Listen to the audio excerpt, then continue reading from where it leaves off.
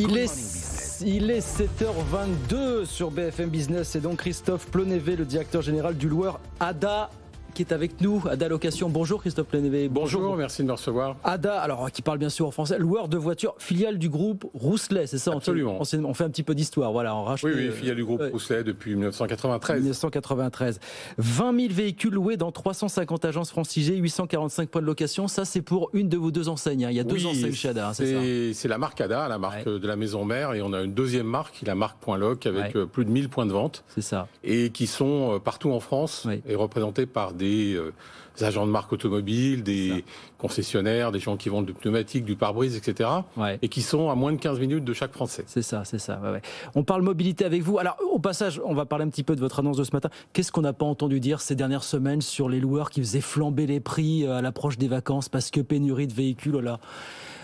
Vous avez fait flamber les prix, vous, chez ADA ou pas? Non, on n'a pas flambé les prix parce que, en fait, notre flotte, je vais vous dire, notre flotte, aujourd'hui, alors on se parle, c'est 120% de notre flotte de 2019. Donc nous ne l'avons pas réduit.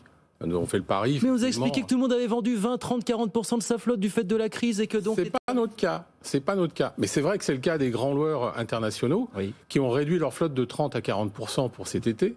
Mais c'est aussi parce que vous n'étiez pas exposé et fragilisé de la même manière. Si vous êtes présent sur l'ensemble du territoire, les aéroports fermés, vous n'avez pas été complètement impacté ou vous avez compensé par le reste de votre activité. Donc vous avez gardé une activité. C'est juste. En fait, nos agences n'ont pas fermé pendant tous les moments de crise et les 3 vagues successives de Covid. Donc on a pu effectivement fonctionner et on a pu anticiper, c'est vrai, une reprise qui est celle qui est là en fait pour cet été, et c'est pour ça que nous avons pris le pari d'avoir une flotte en fait beaucoup plus importante qu'en 2019, plus importante qu'en 2020 certes.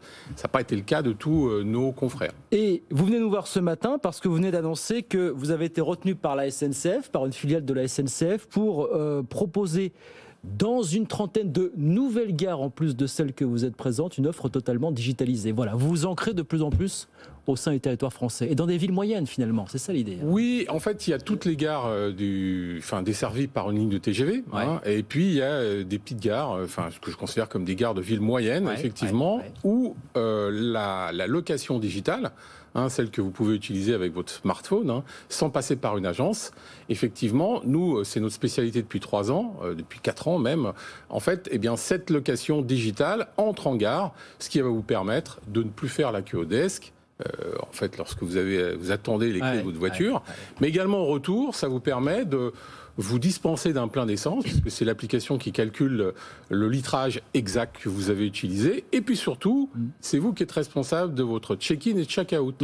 C'est-à-dire que vous êtes maître, en fait, de l'état de départ et l'état de retour de votre véhicule. Plus besoin de faire attention à la petite croix sur le papier, tel que l'agent de comptoir l'a positionné. Donc pour nous, c'était quelque chose de très important. Est-ce que vous avez vu une différence et une demande croissante au niveau des villes moyennes? On l'a vu, les Français travaillent différemment, se déplacent différemment. Est-ce que vous aussi, vous avez vu un changement sur les villes moyennes? Oui, mais ce changement, absolument, on l'a vu. Mais ce changement, il s'opère depuis maintenant quelques années. Bien avant la crise. Bien avant la crise. La crise l'a simplement amplifié. C'est-à-dire que, effectivement, que dans une ville comme Paris, pour aller effectivement de la porte d'Orléans à la porte d'Auteuil, il y a plusieurs solutions. Dans des villes moyennes, parfois, il n'y a que 2 lignes de bus.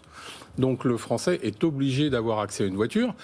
Avoir accès à une voiture, ça veut dire soit être capable de la financer, ou soit, effectivement, la louer.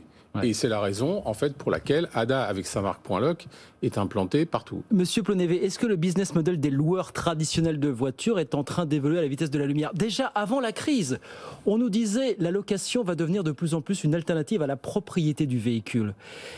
Est-ce qu'au sortir de cette crise, vous avez le sentiment que ce phénomène s'accélère? Est-ce que les Français louent beaucoup de voitures ou vous dites que c'est un chemin de longue durée finalement? Je vais vous dire, en fait ça s'accélère et ce sont surtout les jeunes qui accélèrent. Parce que moi je ne connais aucun jeune d'une vingtaine d'années, même trentenaire, qui souhaite avoir une voiture dans un garage. Ou qui ne peut avoir une voiture dans un garage. Ou qui peut avoir une voiture dans un garage. C'était plutôt ça en l'occurrence, oui. Oui, mais c'est pareil. Vous avez en fait dans la classe CSP+, des jeunes qui ont des situations effectivement assez confortables, une volonté de ne plus avoir de voiture. de ne plus s'embêter avec un véhicule. Il faut la garer, il faut l'entretenir, il faut la financer au départ. L'allocation et les offres de mobilité qu'il y a maintenant dans toutes les villes leur permettent de se passer de voiture. Oui, donc ils ne viennent pas forcément chez vous, ils peuvent passer par des plateformes de mobilité partagée notamment. Alors voilà. C'est pour ça que nous, par exemple dans Paris, on a plus de 100 stations en parking et en surface, dans des places Mobilib attribuées par la mairie de Paris, pour que chaque habitant, jeune ou moins jeune, puisse venir effectivement se servir d'une voiture ADA. Sans passer par une agence, juste avec son smartphone. Et voilà. Et pour moi, c'est l'avenir. Nous, on pense que 100% de notre flotte sera connectée dans 24 à 36 mois. 100% de notre flotte sera accessible avec le smartphone. Est-ce qu'elle sera aussi, à quel horizon, 100% électrique ? Parce qu'il y a un investissement, il y a un coût. Est-ce qu'il sera répercuté sur le client et comment ça va se présenter pour vous ? Écoutez, aujourd'hui, par exemple, dans Paris, on a des Fiat 500 électriques qui sont mises à disposition des clients.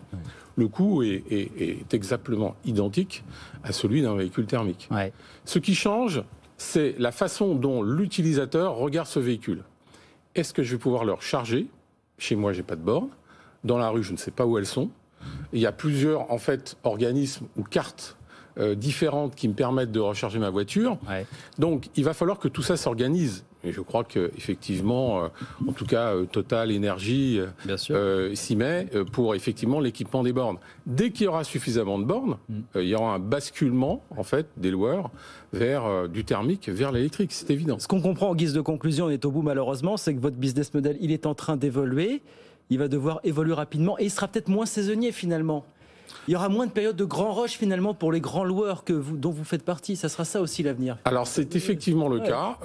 La mobilité, la location d'un véhicule, c'est au quotidien. C'est au quotidien. C'est tous les jours.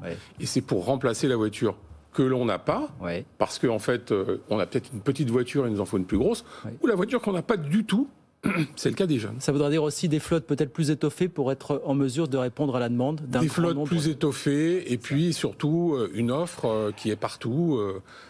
Comme je vous le dis, à moins de 15 minutes. Nous, notre volonté, c'est d'être à moins de 10 minutes demain. Donc on continue à étendre notre réseau parce que la proximité, c'est la clé du succès, effectivement, de la location. La proximité, c'est la clé et donc les loueurs ont de l'avenir, qu'on se le dise clairement. Voilà, c'est ça le message. Merci beaucoup, Christophe Plonévé. Merci beaucoup d'être venu nous voir, directeur général d'Ada Location avec nous ce matin sur BFM Business.